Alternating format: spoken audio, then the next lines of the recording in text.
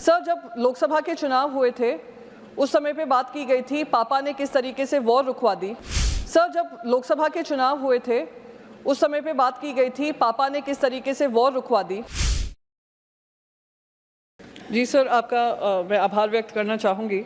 सबसे पहले तो मैं श्रेया यादव जी, तानिया सोनी जी और निविन दालविन जी के परिवार को अपनी संवेदनाएं व्यक्त करना चाहूँगी। जो उनके साथ हुआ, मैं उम्मीद करती हूँ आने वाले समय में किसी बच्चे के साथ ना हो, और वो बच्चा जो एक अपॉर्चुनिटी को ढूंढते हुए आता है उसके साथ तो कतई ना हो। सर, मैंने जब ये अखबार आज पढ़ रही थी, उसी फ्रंट पेज पे 22 साल के युवा हैं हरियाणा के रवि माउन, उनके बारे में भी पढ़ा। वो फ्रंट पेज पे ही है इसी अखबार के, जिनकी मौत हो गई रशिया के वॉर में लड़ाई लड़ते लड़ते। 22 साल के वो भी युवा हैं, वो भी अपॉर्चुनिटी, एक लैक ऑफ अपॉर्चुनिटी जो देश में हो रही है, जिसके चलते एक युवा को मजबूर होना पड़ रहा है कि रशिया यूक्रेन वॉर में भागीदारी लें और वहाँ पे अपनी जान गंवा बैठे हैं। हरियाणा के हैं, पूर्व मुख्यमंत्री यहाँ पे बैठे हैं। उम्मीद थी कि हम सब उस पर भी चर्चा करेंगे कि जब हम 267 लाते हैं नीट पे 24 लाख जो बच्चे हैं, उनके जो फ्यूचर हैं उनके बारे में उस पर भी चर्चा करें। पर अच्छी शुरुआत है, मैं उम्मीद करती हूँ आने वाले समय में हम वो चर्चा करेंगे।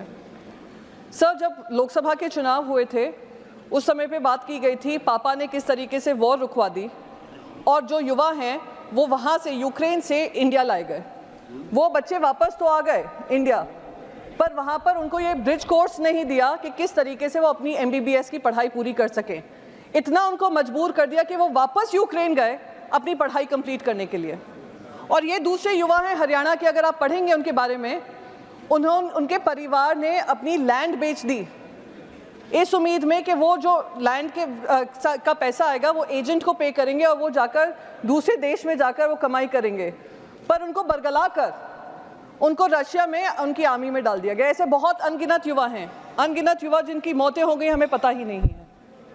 उसी तरीके से सर, हमने बाकायदा, हमारी सरकार ने इजराइल के साथ ऐसा ही एक साइन किया है, ट्रीटी साइन की है कि हमारे युवाओं के पास यहाँ पे रोजगार नहीं है तो जाइए इजराइल पे बॉर्डर पे जाकर लड़ाई लड़िए, उनकी वॉर हम लड़ेंगे और हमारे बच्चे यहाँ पे शहीद होंगे, हमें उसकी कोई परवाह नहीं है।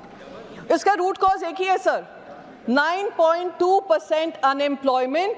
जो युवा उम्मीद करता है कि उनको आर्मी में भर्ती मिलेगी, उनको अग्निवीर दे दिया जाता है। जो युवा उम्मीद करता है उनको रोजगार मिलेंगे, उनको अप्रेंटिसशिप प्रोग्राम दे दिया जाता है।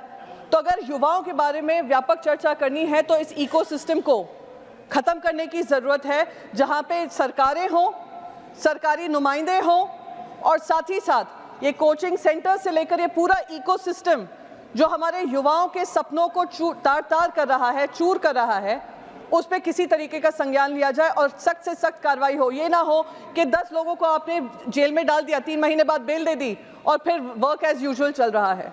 तो इस पे गंभीर, मैं मानती हूँ, चर्चा होनी चाहिए और रेगुलेशन जो सब मांग कर रहे हैं उस रेगुलेशन पे भी ध्यान देना चाहिए।